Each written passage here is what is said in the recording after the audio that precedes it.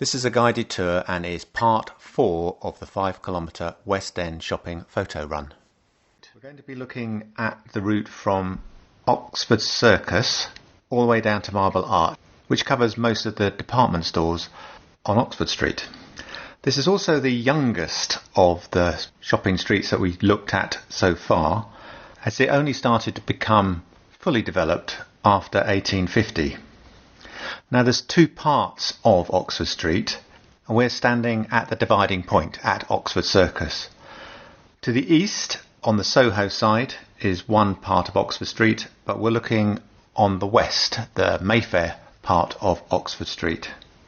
And this is the side which has, as I said, most of the departmental stores. For those who've played Monopoly, you'll have noticed that we've already done Bond Street and Regent Street. This is Oxford Street, and it's part of the green set of streets on the Monopoly board. And Oxford Circus is the third most expensive after Park Lane and Mayfair. If you look at this early map from around the 1500s, you'll be able to see how much London has changed. The area we're in, between Oxford Circus and Marble Arch, is generally known as Tyburn, as we can see here. But at the time, London only had about 50,000 people compared to the 9 million people it has now. So therefore it was a lot smaller, and therefore the idea of shopping in this part of the district would not really been relevant. The original name of this street was the Tyburn Road, which really means boundary stream.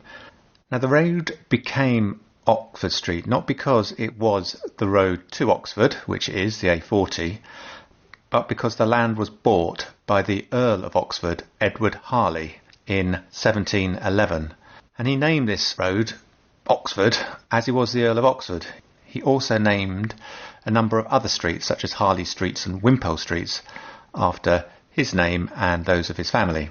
Now the reason why the Tyburn Road is so famous is because at the northern end it was the outskirts of the city, and there was the Tyburn Tree, which was the gallows.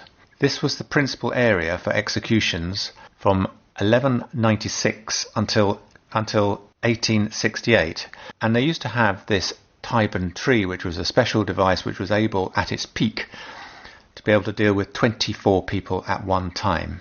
So as you can imagine, Oxford Street was a place that certainly drew the crowds, but not for shopping. In fact, the road going from Newgate Prison, once it went through St Giles, went the whole length of Oxford Street to the place of execution at Tyburn, which we'll see is just at the junction between Marble Arch and Edgware Road. And the sign still exists today of where the Tyburn Tree originally stood.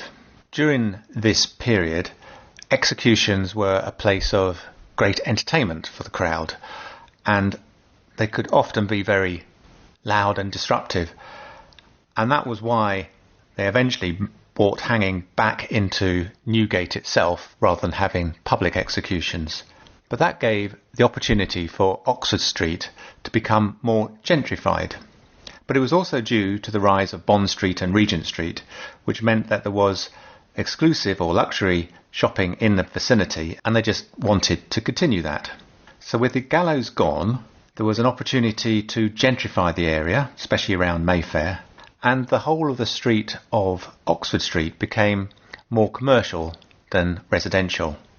Right, let's have a look at the photo run itself. The first thing we'll need to look at is the route itself. So we're starting at Oxford Street and just going straight all the way down till we get to Marble Arch. So it's a very simple route.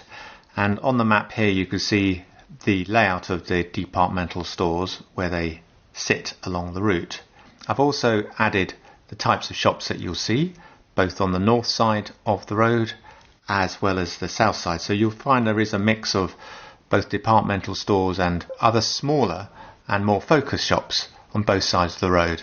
There are also other places to go, especially when you get down towards Bond Street and Selfridges, because to the north you've got the Wallace Collection and to the south you've got Claridge's, both of which are good places to visit. There is the small alleyway into Christopher Place, which is a place for eating and drinking as well as having a number of other smaller shops. So there's lots to do along the route. So before I take you on a whistle-stop tour of the photo run at speed, I'll just show you a couple of pictures of how Oxford Street might have looked in the past. This is going back towards the beginning of the 1900s. You can see how the street has changed quite considerably in terms of how we see it today. Let's have a look at the photo run itself. We start the run outside Oxford Circus and we head straight down Oxford Street past the Microsoft shop on the left hand side. This is the London School of Fashion on our right. The first departmental store that we see is John Lewis. This is one of the first established departmental stores in London. The next one we see is the House of Fraser, which was D.H. Evans many years ago. And then the turning to our left that we've just seen is Bond Street, and then we have Debenhams on our right hand side. Then we get to Bond Street Station and we have South Moulton Street on our left. As we cross that, we start to head down the road and we have St Christopher Place on our right, and then we get to Duke Street, which is just at the start of Selfridges, and then almost the whole of this length is taken up by Selfridges itself, which has a number of different departmental stores and levels. Then we're on past Zara's and Marks and Spencer's, and then we start to tail off in terms of the departmental stores, and we have Primark again on our left hand side. There's a Primark on both ends of Oxford Street, and then we come to the end of this particular photo run with Marble Arch coming up on our right hand side, which we come through, turn around, and then that is the end of this particular photo run. Okay, so now we can actually start on some of the sites that we'd see. So starting from the beginning, we have Oxford Circus Underground Station. Now the first building we see is the London College of Fashion, which opened in 1974, and the Countess of Wessex is the patron. As we go a bit further down the street, we talked about John Lewis. This was established as a drapery in 1864, and in 1929 it set up the John Lewis Partnership, which meant that the profits of the business are shared with the employees. A bit further down we have the House of Fraser, which is going through a difficult time at the moment. Now this was originally D.H. Evans for many years, but in 1954 it was bought by the House of Fraser, but it didn't change its name until 2001. The next departmental store we come across is Debenhams, which was originally founded in 1778 by William Clark and became Clark's and Debenhams in 1813. Now they originally had their site in Wigmore Street, but in 1919 they purchased Marshall's and Seagrove's in Oxford Street, and this was to become their headquarters. A year later, in 1920, they purchased Harvey Nichols in Knightsbridge, but they too are going through difficult times. The next thing we see along the route is the HMV store in Bond Street, or next to Bond Street Station. Now this was opened in 1921 by Elgar, and 15 years later the Beatles played here, and that helped them in their launch for their career. A bit further down by Forever 21 there's a small little alleyway which leads off into Christopher Place for food and drinks, but you can also get to there from Duke Street, which is a bit further down. When you get to Duke Street, which has Selfridges in front of you, there's two turnings, one to the left which will bring you down to the American Embassy, or the ex-American Embassy, as well as to Claridge's, as well as to the 9/11 Memorial.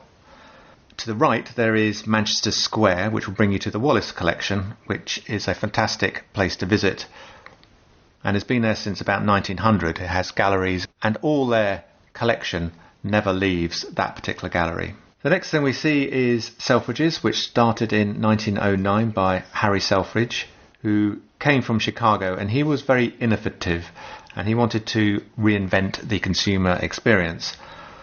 And he had the phrase, which is, "The customer is always right." And his store is 8 floors high and 100 departmental stores.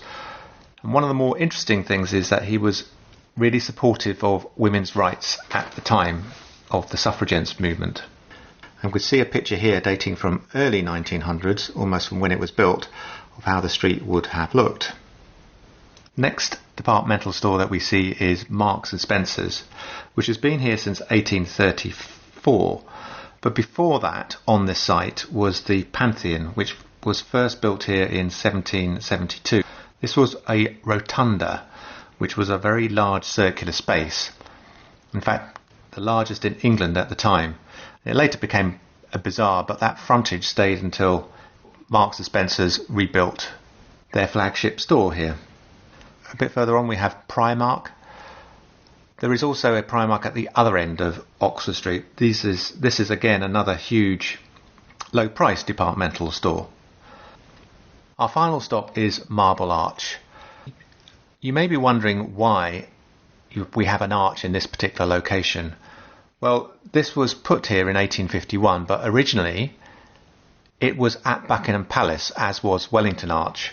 But when that was redesigned during Queen Victoria's time, this arch got relocated to this position and Wellington Arch got moved to Hyde Park. Finally, I want to draw your attention to a digital ebook that I created, which is interactive for this particular shopping area and has a lot of information that you can just download and use, and I'd be very interested to see how you respond to this new style of reading books. Many thanks, and I hope to see you on some of the other tours. Thank you.